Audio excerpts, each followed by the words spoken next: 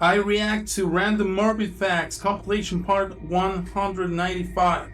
Morbid Facts, Part 702. Carlos Happy Rodriguez was ejected through Healthy? a windshield in a drug-fueled crash as a teenager, smashing his skull so badly that surgeons had to remove the entire upper half of it, leaving his brain covered only by skin. Incredibly, he survived without any severe cognitive damage, but went on to rack up arrests for drugs, arson, and other crimes. His caved-in head becoming one of the internet's most infamous mugshots. Yes, that's because the brain has the ability to create new paths for different things, like learning speech. Did you know that there was a chicken that lives like several weeks, I think, or days without head? Yeah. Here's a photo of tobacco company CEOs declaring under oath that nicotine is not addictive. Who's going to say something? The moment became infamous when internal documents later revealed that tobacco executives had known for decades about nicotine's highly addictive properties and had even manipulated nicotine levels in cigarettes to enhance dependency. In 18th century Europe, the wealthy often devoured sugar with no real dental care, rotting their teeth into black stumps that often fell out. To keep up appearances, they wore dentures, not wooden as legend claims, but often filled with real human teeth.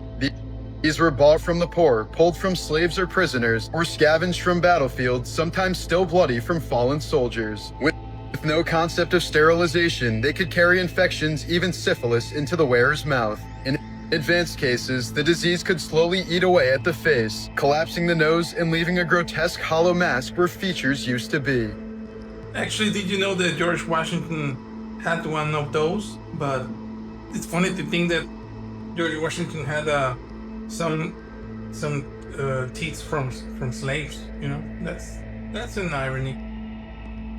Morbid Facts, Part 700. In 2009, 25-year-old Matrice Richardson was arrested by Malibu police after failing to pay a dinner bill, then released just after midnight without her phone, wallet, or car. She then wandered into the mountains alone, reportedly in a state of mental distress. 11 months later, her skeletal remains were found in a canyon, her body bizarrely mummified in some areas but missing internal organs, and her clothes were scattered far from her body. Authorities insisted there was no foul play, but the condition of her remains and the decision to release her into the night remained deeply controversial.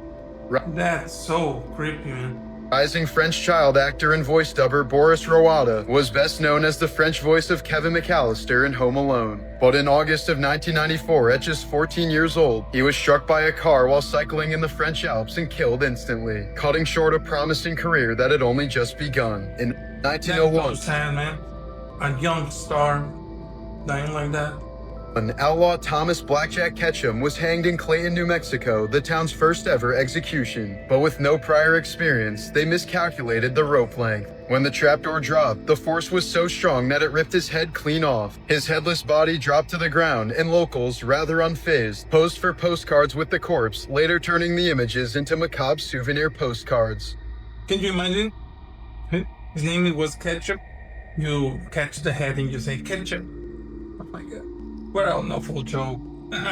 Morbid Facts, Part 387. In 1990, rock and roll pioneer Chuck Berry bought a restaurant in Missouri that he had some cameras on the bathrooms. I know that. Didn't go very well for him. Shortly after opening, he was sued by several women who claimed he installed a video camera in the ladies' bathroom. Berry opted for a class action settlement with 59 women that cost him over $1.2 million. He claimed he set up the camera to catch a worker he suspected was stealing from his restaurant.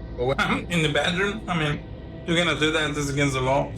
When police raided his home, they found several videotapes of women using the bathroom, and at least one of them was a minor. During the SARS outbreak in 2004, a Taiwanese woman made a bold attempt to protect herself from the virus. She bathed in a tub filled with 40% alcohol, hoping this would kill any of the potential germs on her body. She laid down in the fluid at 11 p.m. But I think that the skin absorbs all that, right?